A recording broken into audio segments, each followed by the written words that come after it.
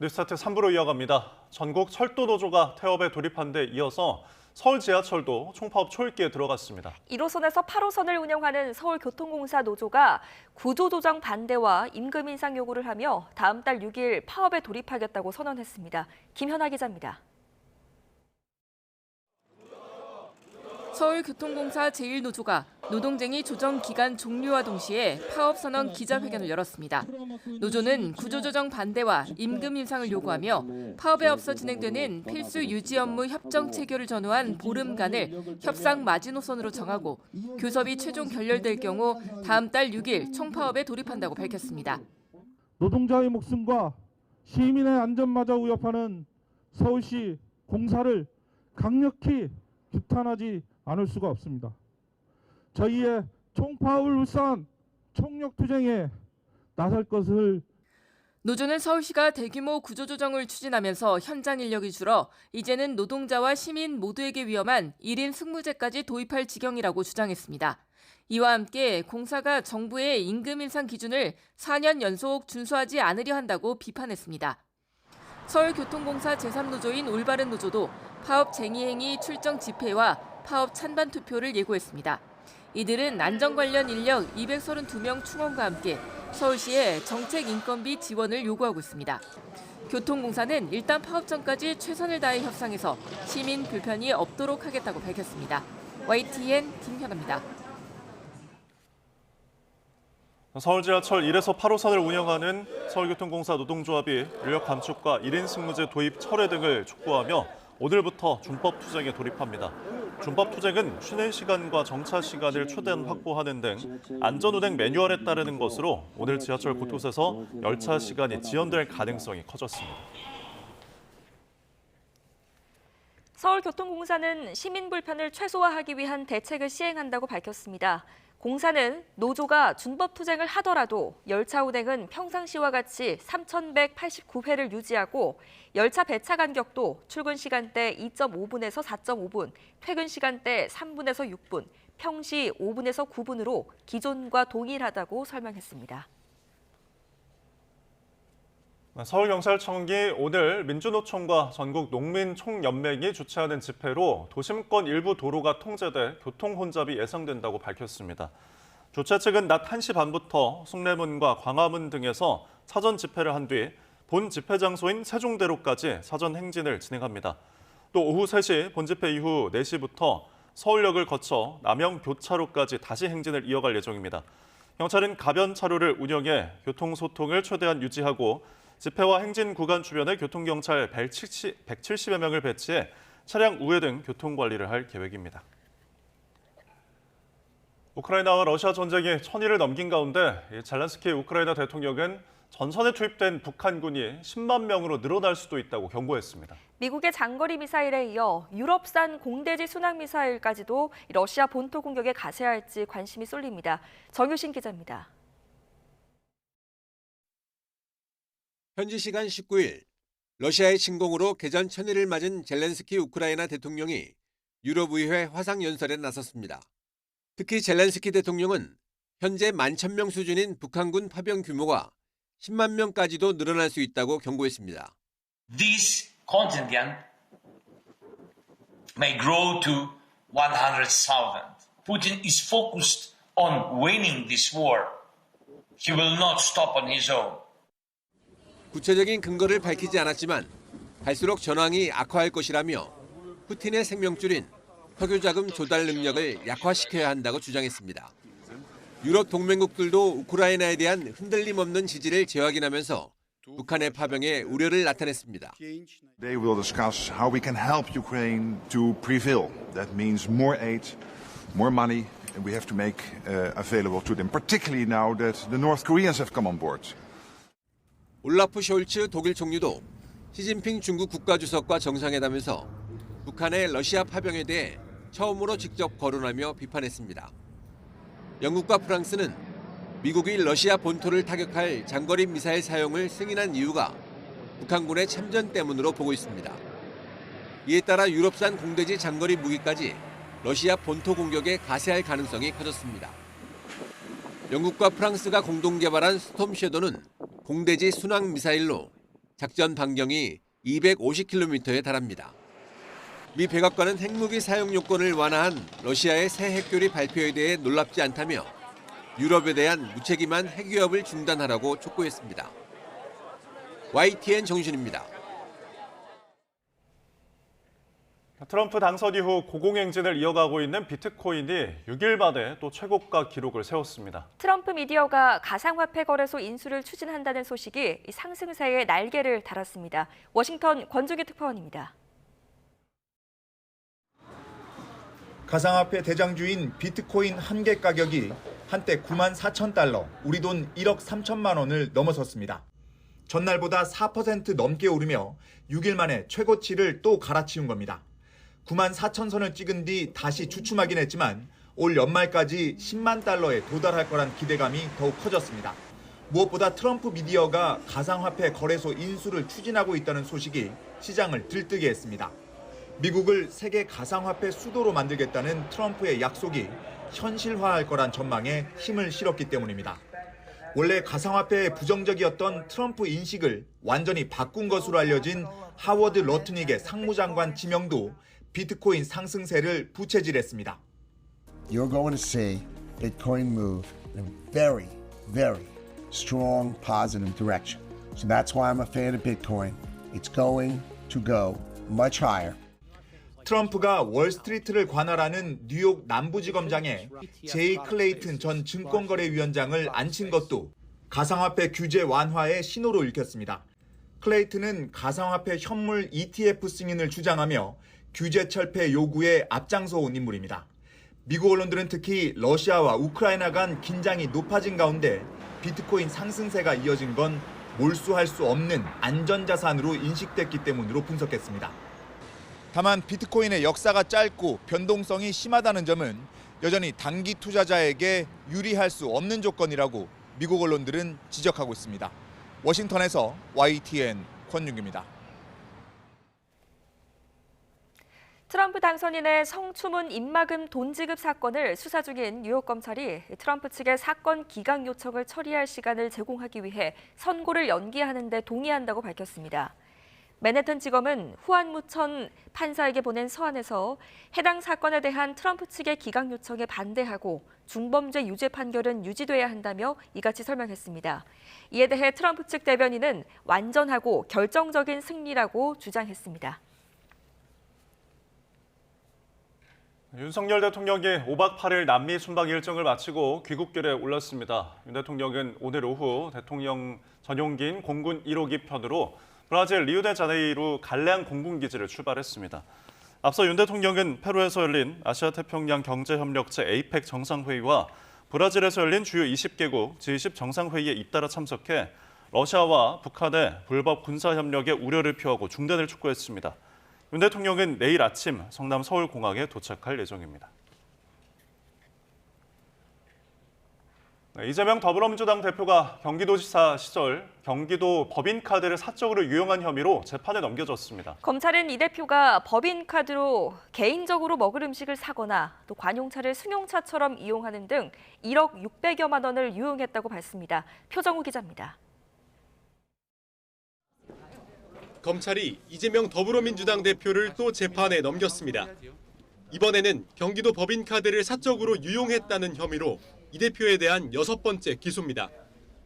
검찰은 이 대표가 지난 2018년부터 3년 동안 경기도 예산 1억 653만 원을 사적으로 사용했다고 봤는데 이 과정에서 공무원들이 다수 동원돼 조직적으로 예산을 유용했다고 지적했습니다. 검찰은 이 대표가 지난 2010년 성남시장 선거 캠프 때부터 수행을 맡아온 배모 씨를 공무원으로 채용한 뒤 이른바 사모님 팀의 팀장 역할을 맡겼고 이런 배 씨의 지휘 아래 갖가지 예산 유용이 이뤄졌다고 지적했습니다. 사모님 팀은 이 대표 부부가 요청한 소고기, 초밥 등 음식 75건, 889만 원어치를 경기도 법인카드로 결제했다고 밝혔습니다. 또 이 대표 부부가 아침에 먹을 샌드위치부터 세탁비, 집안 제사에 쓸 과일을 살 때도 경기도 예산을 사용하고 직원 초과 근무용이나 간담회용 등 허위로 서류를 작성했다고 말했습니다. 이와 함께 이 대표의 도지사 취임 직후 경기도는 제네시스 G80을 6,540만 원에 구매했는데 비서실은 이를 의전용 관용차로 쓰는 것처럼 가장했지만 이 대표 임기 내내 자가용처럼 사용했다고 검찰은 밝혔습니다. 검찰은 이 대표가 이를 통해 임차료와 주유비, 세차비, 과태료 등 최소 6천만 원을 쓴 것으로 봤습니다. 검찰은 이 대표와 함께 당시 비서실장이었던 경모 씨와 배모 씨를 업무상 배임 혐의로 불구속 기소했습니다. 다만 부인 김혜경 씨의 경우 이 대표가 같은 혐의로 기소된 점 등을 고려해 기소 유예 처분을 내렸다고 설명했습니다. 지난 대선 과정에서 허위 발언을 한 혐의로 최근 1심에서 징역 1년에 집행유예 2년을 선고받은 이 대표는 업무상 배임 혐의까지 5번째 재판을 받게 됐습니다. YTN 표정호입니다. 국민의힘 한동훈 대표가 유독 민생 행보와 메시지에 공을 들이고 있습니다. 사법 리스크에 맞닥뜨린 민주당과의 차별화 전략으로 지지율을 끌어올리겠다는 보관인데 당 차원에선 이재명 대표를 겨냥한 전방위 압박에 나섰습니다. 박정현 기자입니다. 한동훈 대표가 한국노총을 찾아 정년 연장 문제와 5인 미만 사업장 근로기준법 적용 등 노동계 현안을 논의했습니다. 앞서 중소기업인들과 만남에 이어 연일 민생 행보에 박차를 가하는 모습입니다. 사실 우리 국민의힘이 상대적으로 노동 이슈를 좀 경시한다 이런 오해와 편견을 받아왔잖아요. 아닙니다. 그렇지 않습니다. 저희는 진심으로 근로자의 힘이 되겠습니다. 한 대표는 민생 경제 문제 전반을 다루는 당 차원의 위원회 출범도 검토하고 있는데 향후 민생 현장 방문은 더 강화한다는 방침입니다. 이재명 대표 사법 리스크 언급을 자제하며 반사 이익과는 거리를 두겠다는 기류도 읽히는데 한 대표 측 관계자는 중산층 등을 겨냥한 구체적 정책 의제도 준비하고 있다며 오는 25일 이 대표 위증교사 1심 선고 이후로 이 같은 행보가 더 본격화될 거라고 설명했습니다. 정쟁보단 정책으로 승부수를 던지며 야당과 차별화를 꾀하는 동시에 차기 대권주자로서의 면모를 보여주겠다는 전략으로도 풀이됩니다.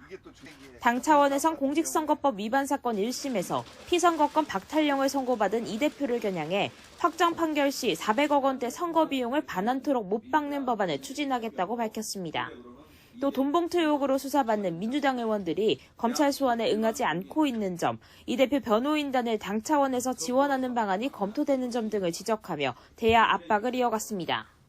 국민의 혈세를 올바르게 사용하기 위한 최소한의 조치이자 국민에 대한 예의를 다하는 일에 다수당인 민주당이 책임과 역할을 함께 해줄 것을 촉구합니다. 국민의힘은 민생과 대야 공격이란 투트랙 전략에 돌입했다는 분석입니다. 당 일각에선 이재명 대표 선거법 재판이 마무리될 거로 예상되는 내년 초까지 향후 6개월이 보수 쇄신의 골든타임이란 지적도 나옵니다. YTN 박정현입니다. 오늘 열리는 주요 재판 살펴보겠습니다. 오전 10시 10분 서울 압구정에서 약물에 취해 롤스로이스 차량을 몰다가 뺑소니 사망사고를 낸 20대 신모 씨에 대한 최고법원의 판단이 나옵니다. 신 씨는 앞서 1심에서 징역 20년을 선고받았는데 2심 재판 과정에서 유족 측과 합의하면서 징역 10년으로 대폭 감형받았습니다. 같은 시각 고 장자연 씨 관련 재판에서 허위 증언한 혐의로 재판에 넘겨진 옛 소속사 대표에 대한 대법원 판단도 나옵니다. 김 씨는 지난 2012년 이종걸 전 민주당 의원의 장 씨 관련 명예훼손 재판에서 장 씨가 숨진 뒤에 방영훈 사장이 누군지 처음 알았다고 거짓으로 증언한 혐의 등으로 기소됐는데요. 1심 법원은 징역형의 집행유예를 선고했는데 2심 재판부는 김 씨가 내막을 누구보다 잘 알았는데도 사건을 은폐하기 바빴다고 질타하며 실형을 선고하고 법정 구속했습니다. 부산에서 180억 원대 전세 사기를 벌인 혐의로 기소된 50대 임대인에 대한 대법원의 최종 판단도 비슷한 시각에 나옵니다. 사기 혐의로 기소된 50대 여성 최모 씨는 지난 2020년부터 3년 동안 무자본 갭투자 방식으로 임대 사업을 하면서 세입자 229명에게 보증금 180억 원을 돌려주지 않은 혐의로 기소됐습니다. 최 씨는 1심과 2심에서 모두 법정 최고형인 징역 15년을 선고받은 가운데 피해자들은 어제 대법원 앞에서 최 씨 측 상고를 기각해 줄 것을 촉구하는 기자회견을 열었습니다.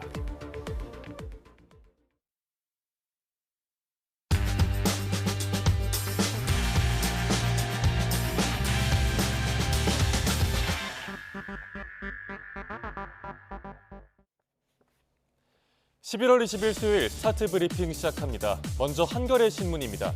술을 술술 넘기자는 MZ세대가 늘고 있다는 내용입니다. 회식 때는 적당히, 친구와는 절주를 하는 등 청년들의 절주, 금주 선언이 잇따르고 있습니다. 이들이 금주 절주를 시작하는 첫 번째 이유는 건강관리입니다. 한 직장인은 일주일에 서너 번 소주 한두 병 먹던 삶을 청산하고 금주를 시작했는데 위험을 달고 살던 예전과 달리 소화도 잘 되고 살도 3에서 4kg이나 빠졌다고 하네요. 실제로 20대의 절반가량이 1년 전보다 술을 덜 마시는 걸로 나타났습니다. 주된 이유는 체중이나 혈당 조절이었습니다. 저속노화 식단, 달리기 열풍 등과 함께 절주 금주도 건강관리 문화로 자리 잡은 모양새입니다. 또 이전과 달리 회식 때 술을 강권하지 않는 분위기도 한몫을 하죠. 네, 이 내용 전해드리면서 저도 절주에 동참해야겠다는 생각이 드는데 많은 모임과 술자리가 다가오는 연말 건강 생각해서 다들 절주 금주하시길 바라겠습니다. 다음 경향신문입니다.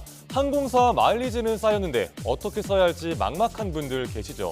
다가오는 기한 만료에 마일리지가 허공에 흩어질 판이라고 하는데 어떤 내용인지 자세히 보겠습니다. 네, 양사합병을 앞둔 아시아나와 대한항공 여객기가 함께 보이고 있습니다. 두 회사가 합병되면 마일리지를 제대로 쓸 수 있는 건가 소비자들이 불안해하면서 양대항공사는 최근 마일리지 사용처를 넓히는 데 힘쓰고 있습니다. 양사의 미사용 마일리지를 합치면 3조 5천억 원 이상이라고 합니다. 미사용 마일리지가 늘어난 배경은 뭘까요? 코로나19 때 항공사들이 마일리지 유효 기간을 최대 3년 연장했었기 때문입니다. 그 만기가 다가오고 마일리지를 기한 안에 쓰려는 사람은 많아지면서 마일리지로 구매할 수 있는 보너스 좌석이 동나고 있는 겁니다. 합병 후에 아시아나항공 마일리지의 가치를 얼마나 쳐줄지도 미지수라서 보너스 항공권 예매는 더 어려워졌습니다. 항공사들은 항공권 말고도 구매할 수 있는 상품을 늘리면서 마일리지 소진을 독려하고 있는데요. 하지만 애써 모은 마일리지로 생활용품 사려는 사람보단 여행하려는 사람이 많겠죠. 소비자들의 반응은 다소 싸늘한 상황입니다. 이번엔 국민일보 보겠습니다. 요즘 밥상 물가 오르면서 국산 재료로만 한상 차리는 게 쉬운 일이 아니죠. 한국인의 밥상이 수입산, 특히 중국산에 점령을 당했다는 내용입니다. 농산물뿐 아니라 가공식품까지 수입량과 품목 모두 늘었다고 합니다.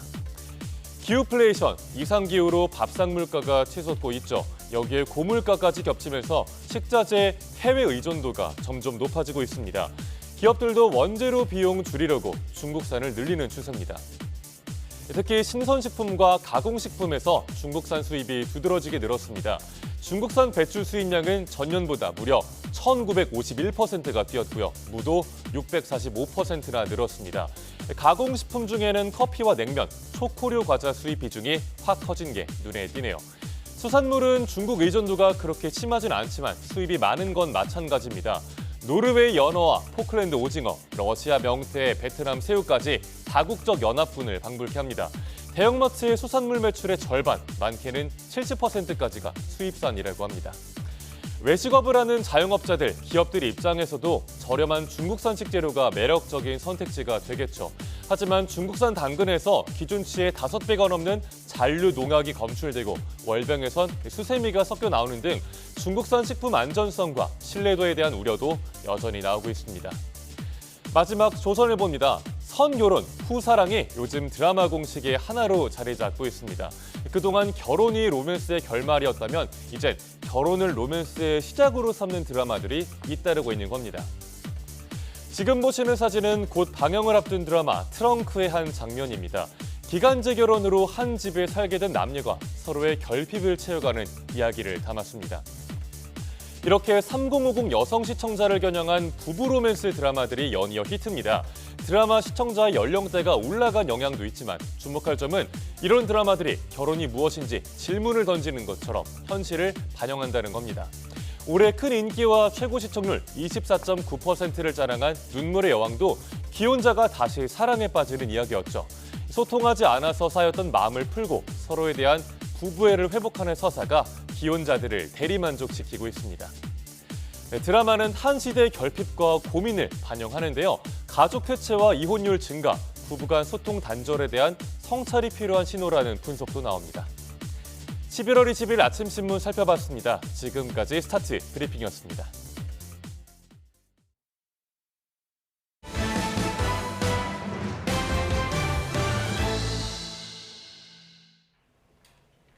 이름만 들으면 누구나 알 법한 외국계 유명 기업들이 국내에서 천문학적인 수익을 내고도 이익 대부분을 배당금으로 본국에 챙겨가는 행태가 매년 반복되고 있습니다. 지역사회와 상생이 필요한 게 아니냐는 목소리는 여전히 힘을 받지 못하는 모양새입니다. 황혜경 기자입니다. 국내에 19개 매장이 있는 미국계 창고형 할인점 코스트코입니다. 고물가의 대용량 묶음 상품이 인기를 끌면서 지난 8월까지 1년 동안 거둔 영업이익이 무려 2,186억 원. 이전 회계년도보다 15.8%나 늘어 역대급 호실적을 기록했습니다. 코스트코 코리아는 절반이 넘는 1,500억 원을 미국 본사에 배당하기로 했습니다. 지난해에도 당기 순이익을 뛰어넘는 2,000억 원을 본사에 배당해 논란을 빚었는데 이번에도 고배당 기조를 유지한 겁니다. 반면 코스트코의 기부액은 12억 2천만 원 정도로 배당액의 1%도 못 미칩니다. 다른 외국계 업체도 행태는 마찬가지. 국내 배달업계 1위 배달의 민족을 운영하는 독일 모기업 딜리버리 히어로는 지난해 순이익의 81.5%에 이르는 4,127억 원을 배당금으로 챙겼고 프랑스 명품 브랜드 에르메스는 지난해 전년 대비 2배 증가한 1,450억 원을 배당금으로 책정했지만 같은 기간 기부금은 소폭 늘거나 오히려 줄어들었습니다. 루이비통은 2년 동안 3천억 원이 넘는 돈을 배당금으로 가져가고도 기부금은 한 푼도 내지 않았습니다. 외국계 기업에서 우리나라에서 기부금 등 사회공헌에 많은 노력을 기울이지 않아도 사업을 확대하거나 수익 등을 창출하는 데 큰 지장이 없다는 인식이 강한데요. 이제는 외국 기업들도 우리나라에서 지속적인 성장을 하려면 사회공헌에 대한 인식 변화가 절실하다고 보여집니다. 사회공헌과 윤리 경영을 강조하며 지역사회 기여도를 높여가는 국내 기업과 달리 상생은 나 몰라라 하는 일부 외국계 기업의 행태가 국내 소비자들의 눈살을 찌푸리게 하고 있습니다. YTN 황혜경입니다. 오늘 경제 일정입니다. 국제통화기금 IMF가 우리나라와의 연례협의 결과를 브리핑합니다. 내수가 좀처럼 살아나지 않고 있는 가운데 한국 경제와 재정 상태를 진단하고 트럼프 행정부 출범을 앞두고 조언을 해줄 예정입니다. 소비자 물가의 선행지표인 생산자 물가가 지난달까지 3달 연속 하락했습니다. 한국은행은 지난달 생산자 물가가 직전 달보다 0.1% 줄었다고 밝혔습니다. 공산품이 석탄과 석유 제품 중심으로 0.2%가 올랐지만 농림수산품이 8.7%가 하락한 영향이 컸습니다. 이른바 트럼프 쇼크로 외환 시장이 출렁이자 금융당국이 은행권과 관련 점검에 나섭니다. 금융감독원은 오늘 시중은행과 외국계 은행 국내 지점 10곳에 외환 자금 담당 임원들을 불러 외화 유동성 상황을 점검하는 회의를 엽니다.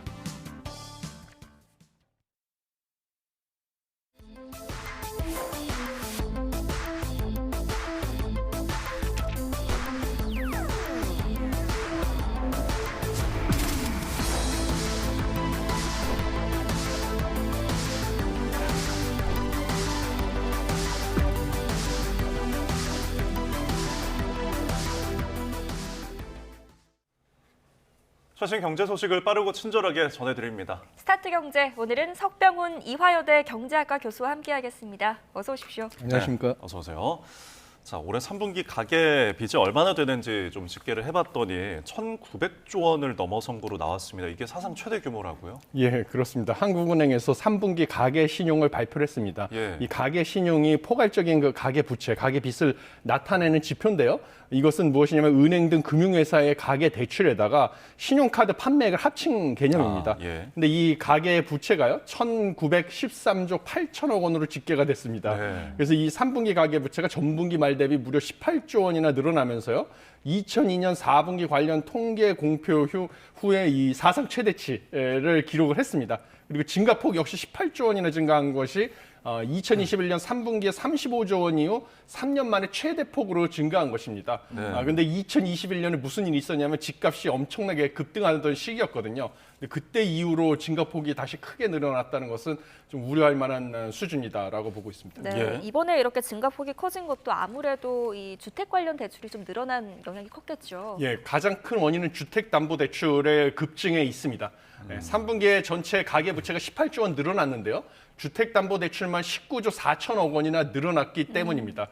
그런데 이 주택담보대출 같은 경우는요, 사실 예금은행이 취급한 주택담보대출만 놓고 보면 무려 22조 2천억 원이나 늘어나가지고 이것도 역시 통계 집계 이후 가장 큰 분기별 증가폭입니다. 그래서 이것도 사상 최대 증가폭인데 가장 큰 이유는 지금 수도권하고 서울의 주택 거래가 늘어나면서 그것에 따라서 덩달아 이제 주택담보대출을 활용해서 집을 구매하니까요.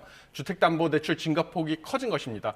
특히 3분기에는요. 지난 7월부터 9월까지는 사실 금융당국에서 대출 규제를 원래 제한하기로 했던 강화하기로 했던 그 스트레스 DSR 2단계 규제가 있습니다. 뭐냐면 자신의 연간 소득에 따라서 대출액을 제한하는 게 DSR 규제인데요. 여기에다 추가로 변동금리 대출 같은 경우는 금리 상승 위험을 고려해가지고 대출 한도를 더 추가적으로 낮추는 이 스트레스 DSR 2단계 규제를 원래는 7월부터 도입을 하겠다고 했었는데요. 갑자기 이 도입 일주일 전에 9월로 연기를 했습니다. 그러니까 이 스트레스 DSR 2단계가 9월에 시작되기 전에 막판에 영끌 대출 수요가 몰려가지고 주택담보대출이 더 급등한 경향이 있었던 것으로 보입니다. 특히 8월 한 달간만 놓고 보면 시중 5대 은행의 가계대출만 무려 9조 6천억 원이 늘었는데 이것도 역시 2016년 1월부터 통계를 집계한 이후 사상 최대치입니다. 사실 아까 언급하신 것처럼 이렇게 뭐 시기가 갑자기 바뀐다거나 정책 흐름이 조금 순서가 안 맞으면서 뭐 주택담보 급증에 좀 영향을 미쳤다고 봐야 할까요? 예, 그렇습니다. 이런 좀 오락가락하는 정책 행보, 그다음에 사실 뭔가 일관성이 결여된 정책 행보 때문에 가계대출의 급증과 금융소비자들의 불편을 야기했다 이렇게 보고 있습니다. 아마 가장 중요한 건 스트레스 DSR 2단계 규제를 연기를 7월에서 9월로 갑자기 연기를 하니까 막판 영끌 대출 수요가 몰려가지고 가계대출이 급등하니까요. 다시 금융감독원장이 시중은행 부총재들을 소집을 하고 현장 점검을 하는 등 각각 은행들이 알아서 대출을 규제해라라고 이제 지침을 줬습니다. 그러다 보니까 은행들은 주택담보대출의 가상금리를 올리고 우대금리를 없애는 등으로 해서 대출금리 자체를 올리면서요. 그다음에 또 유주택자들한테는 추가적으로 대출을 아예 막아버렸습니다.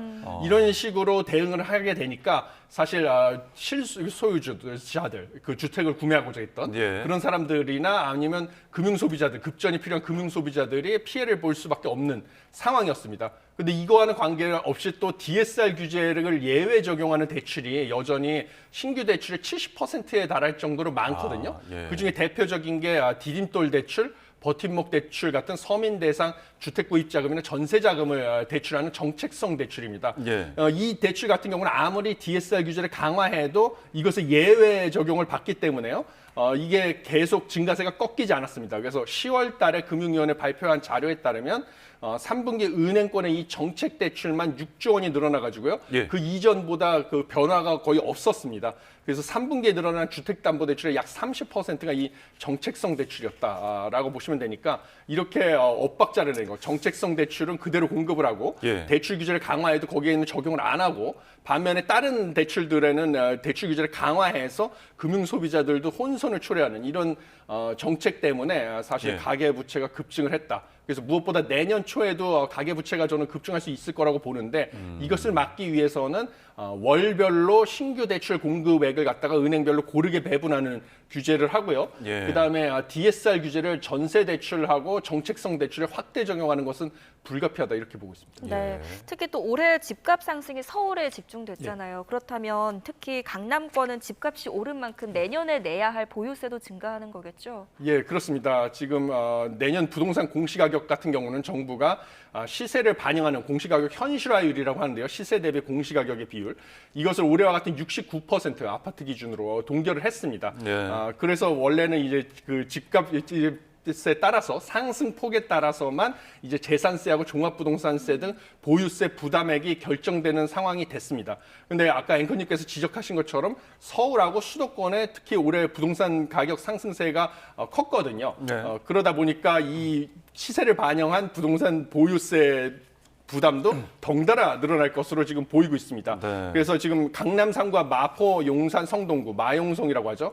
보유세가 올해 20% 안팎으로 늘어날 수 있다라는 그 신한은행의 추정 결과가 발표가 됐습니다. 그래서 예를 들면 서울의 서초구 레미안 퍼스티지 전용 84.9제곱미터를 보유한 1주택자 같은 경우는요. 내년 보유세가 1,338 1만 원으로 올해보다 무려 39%나 증가할 것으로 지금 추정이 됐습니다. 예. 그다음에 마포 레미안 프루지오도 이제 마포구에 있는 아파트인데요. 전용 84제곱미터를 보유한 1주택자 같은 경우는 내년 보유세가 275만 원으로 올해보다 15% 늘어날 것으로 전망을 했습니다. 그런데 이것에 반해서 올해 집값이 비수도권이나 수도권 외곽 지역 이런 곳에서는 내렸거든요. 예. 그래서 이곳에 중저가 아파트를 보유한 주택 보유자 같은 경우는 내년에 보유세 부담은 낮아질 것이다 이렇게 보고 있습니다. 네, 보유세를 통해서도 뭐 지역에 따른 부동산 양극화도 확인해 볼 수 있는 대목이었고요. 자, 저희 이제 또 다른 이야기를 해보겠는데 자녀를 양육하면서 이제 일도 하는 이른바 워킹맘 있잖아요. 거의 이제 슈퍼 엄마라고 일컬어지는데 이 비율이 사상 최대치를 기록했다고요. 예, 그렇습니다. 통계청이 발표한 2024년 기혼 여성 고용 현황에 따르면요, 올해 4월을 기준으로 15세에서 54세 기혼 여성 중에 18세 미만 자녀와 함께 사는 취업자, 이걸 워킹맘이라고 하는데 네. 266만 8천 명으로 집계가 됐습니다. 그래서 기혼 여성의 이 고용률 같은 경우 18세 미만 자녀와 함께 사는 기혼 여성의 고용률은 62.4%로 이것도 관련 통계 집계하기 시작한 2016년 이후로 가장 높아졌습니다. 그리고 특히 자녀 수가 적고 자녀의 나이가 많은 여성들일수록 고용률이 높아지는 현상을 보였습니다. 그래서 자녀가 한 명인 경우에는 고용률 63.4%였는데 2명, 3명 이상으로 자녀 숫자가 점점 늘어나면 육아 부담이 커지기 때문에 62.0%에서 57.6%로 점점 고용률은 내려갔고요. 그다음에 자녀의 연령이 높아질수록 여성의 고용률은 올라갔습니다. 네. 그래서 13세에서 17세에 자녀를 둔 경우에는 69.2%의 고용률이었는데 나이가 낮아질수록 예를 들면 7세에서 12세는 64.3%, 그다음에 6세 이하는 또 육아를 할 때 많이 부담이 되죠. 네. 힘들기 때문에 55.6%로 점점 낮아지는 이런 현상을 보였습니다. 네, 예. 이렇게 워킹맘이 늘고 있다는 건 이른바 경단녀로 불리는 경력 단절 여성은 줄고 있다 이렇게 봐도 되는 거겠죠? 예, 그렇습니다. 15세에서 54세 기혼 여성 중에 일을 그만둔 경력 보유 여성의 비율도 15.9%로 지난해보다 1.1% 포인트 하락하면서 역대 최저치를 경신했습니다. 예. 그래서 이제 워킹맘들의 경력 단절, 워킹맘 중에 육아 때문에 경력이 단절되는 그런 경우가 점점 줄어들고 있습니다. 그렇지만 여전히 일을 그만둔 경력 보유 여성 수 자체는 121만 5천 명으로 상당히 높은 수준입니다. 그리고 경력이 끊긴 이유를 보면 가장 큰 이유가 역시 육아였습니다. 저도 요즘에 좀 싱글 데드 같이 워킹 데드로 열심히 애들을 육아하고 살림도 더 많이 하고 있는데요. 상당히 부담이 되고 저도 정말 휴식을 해야 되는 게 아닌가 이런 생각까지 들 정도입니다. 그런데 지금 끊긴 이유를 보면 육아가 41.1%로 가장 높고요. 그래서 전적으로 공감이 되는 부분이고, 그다음에 결혼 24.9%, 임신 출산 24.4%로 뒤를 이었습니다. 그래서 통계청 관계자 발언에 따르면 육아휴직, 그다음에 돌봄제도, 그다음에 최근에 이제 탄력근무제 이런 것들까지 점점 개선이 됐거든요. 그리고 여성이 지속적으로 경제 활동을 해야 된다는 사회적 인식도 개선이 됐습니다. 이것이 이제 경력 단절료를 줄이고 그다음에 육아를 하고 있는 워킹맘들의 고용률을 높아지게 한 그런 효과가 있었다라고 보고 있습니다. 그런데 이제 고용의 질 자체는 좀 좋아지지 않았을 수도 있다라고 보이는 것이요. 워킹맘의 주당 평균 취업 시간이 35.3시간으로 나타났는데 전년 대비 오히려 0.4시간 감소했습니다. 그만큼 이게 단시간 근로자들이 많아졌다라는 것을 뜻합니다. 예, 양질을 챙기는 부분도 좀 필요해 보입니다. 우리 쌍둥이 아버님의 소회까지 함께 들어봤습니다. 자, 또 기업 관련 소식도 살펴보겠는데 이 롯데그룹이 지금 온라인 중심으로 좀 위기설이 한때 뭐 확산을 해서 주가도 많이 떨어지고 했더라고요. 사실무근이라고 좀 진화에 나섰죠? 예, 그렇습니다. 지난 주말부터 사실은 롯데그룹의 유동성 위기로 대우처럼 공중분해될 수 있다라는 내용이 뭐 유튜브 방송으로도 올라오고 그다음에 찌라시로도 온라인에 퍼졌습니다. 그것 때문에 롯데 계열사 주가가 급락을 하는 결과를 초래했습니다. 그래서 롯데그룹이 사실무근이라고 해명 공시를 냈고요. 실제로 찌라시 내용에서 몇 개의 그 지표들은 사실이 아닌 것으로 확인이 됐습니다. 그래서 주가가 약세에서 벗어나가지고 사태가 진정되는 모습을 보이고 있습니다. 다행히. 그런데 문제는 사실 재계 6위의 롯데그룹 주가가 휘청한 것이 찌라시 때문에 휘청을 했다라는 것이 좀 충격적으로 다가오고 있고요. 그다음에 무엇보다 롯데그룹이 사실 요즘에 실적 부진 장기화되면서 이것에 대한 돌파구를 찾지 못하고 있는 상황도 어느 정도 반영이 됐다. 그래서 롯데그룹이 사실은 지금 화학과 유통 이런 쪽에서 지금 계속 실적이 부진하고 있거든요. 예. 유통 같은 경우는 온라인 쇼핑으로 전환이 되고 있는데 그쪽으로 시스템을 전환하는 게 좀 늦었고요. 경쟁그룹보다. 그다음에 화학 같은 경우도 사실은 롯데케미칼이 올해 3분기까지 누적 영업 적자가 6,600억 원에 달하는 등 좀 기초화학 부분의 의존도가 높았던 사업 구조를 갖다가 좀 제대로 바꾸지 못해가지고 지금 실적이 부진한 상황입니다. 그래서 이런 실적 악화를 좀 극복하기 위해서는 연말 정기 인사에서 인적 쇄신도 할 가능성이 크다 이렇게 전망이 되고 있습니다. 그래서 빠른 시간에 경쟁력을 회복할 필요가 있다 이렇게 보고 있습니다. 네, 알겠습니다. 앞으로 또 지켜보도록 하겠습니다. 다음 주제로 한번 넘어가 볼게요. 미국 차기 대통령의 트럼프 전 대통령이 당선된 후에 지금 비트코인이 고공행진을 하고 있습니다. 지금 얼마나 올랐는지 한번 좀 짚어주시고 또 이 상승세가 언제까지 지속될 거라고 전망을 하십니까? 예, 상당히 어려운 질문인데요. 네. 비트코인 같은 게 사실 미 대선일이었던 5일에는 7만 달러 선 아래에서 거래가 됐습니다. 한 개당.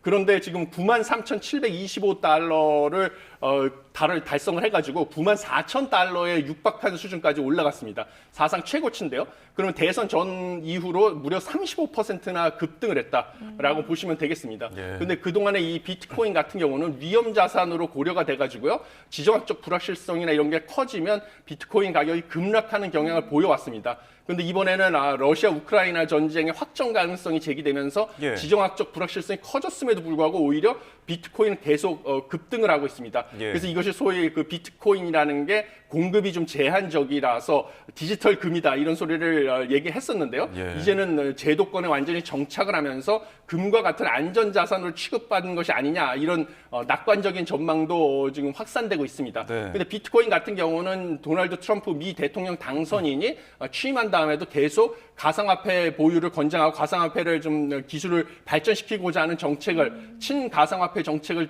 추진하겠다고 지금 천명을 했고요. 가상화폐를 규제하고자 하던 사람들도 대거 이제 친가상화폐 인사로 바꾸겠다라고 선언을 했기 때문에 지금 트럼프 전 대통령 당선인이 취임할 때까지는 지속적으로 상승할 가능성이 크다라고 보고 있습니다. 그렇지만 이제 당선인이 취임을 한 다음에요. 정책이 과연 공약한 대로 일관성 있게 추진되느냐 이것은 별개의 문제거든요. 그래서 공약한 대로 정책이 제대로 나오지 않을 경우에는 또 크게 조정받을 수가 있기 때문에 여전히 변동성이 큰 자산임은 명심하시고 투자에 유의하셔야 될 것으로 보입니다. 정책에 받쳐줘야 되는 부분이기 때문에 지켜봐야 될 것 같습니다.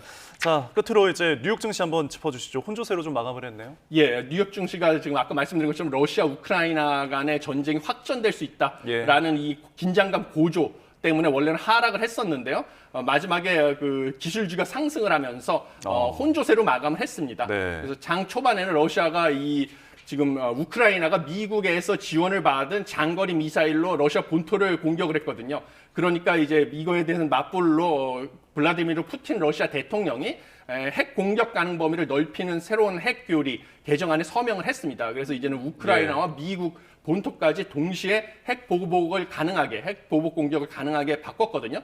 이런 핵위협 리스크가 불거지면서 줄줄이 하락을 했었습니다. 장 초반에는. 그런데 마지막에 엔비디아가 곧 실적 발표를 예정돼 있는데 실적 기대감 때문에 상승을 하고 그다음에 다른 이거에 덩달아서 기술주들이 반등을 하면서 지금 나스닥과 S&P 500 지수가 상승세로 전환을 해서요. 결과적으로 다우 존스 지수만 0.28% 하락을 하고 나머지는 올라갔습니다.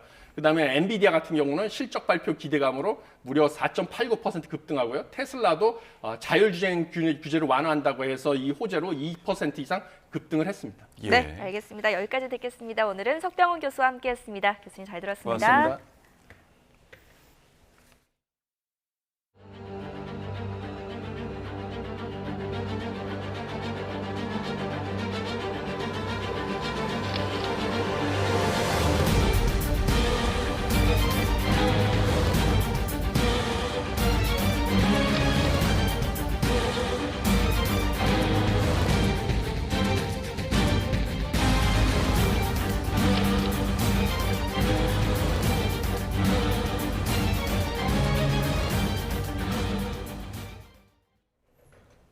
이번엔 출근길 날씨 알아보겠습니다. YTN 야외 스튜디오 연결합니다. 윤수빈 캐스터. 윤수빈입니다. 네, 오늘 아침 서울 날씨 어떻습니까? 네, 계절의 시계는 제자리를 되찾았지만 여전히 아침 공기가 차갑습니다. 현재 서울 기온은 3도로 어제 같은 시각보다는 2도가량 높게 출발하고 있는데요. 하지만 바람이 불면서 체감 온도는 이보다 더 낮게 나타나고 있고요. 오늘 일교차도 크게 벌어지겠습니다. 따뜻한 외투로 체온 조절 잘해주시기 바랍니다. 또 일부 지역은 안개가 짙다고요?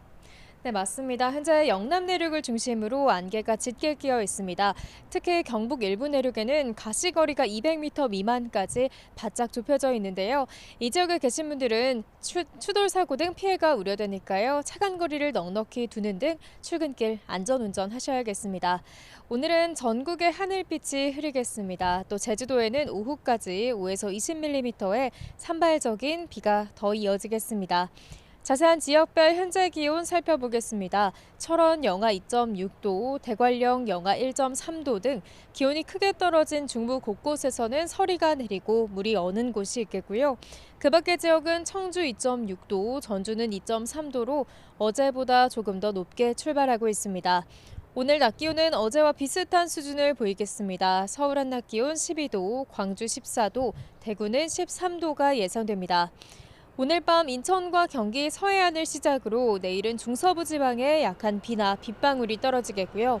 남은 한 주간 대체로 예년 이맘때 쌀쌀한 늦가을 날씨가 이어질 전망입니다. 오늘은 전국의 대기질이 대체로 양호하겠습니다. 다만 대기가 정체되고 밤부터 중국발 스모그가 유입되면서 인천과 경기 남부는 밤 한때 공기가 탁할 수 있겠습니다. 호흡기 건강관리에도 신경 써주시기 바랍니다. 지금까지 YTN 윤수빈입니다.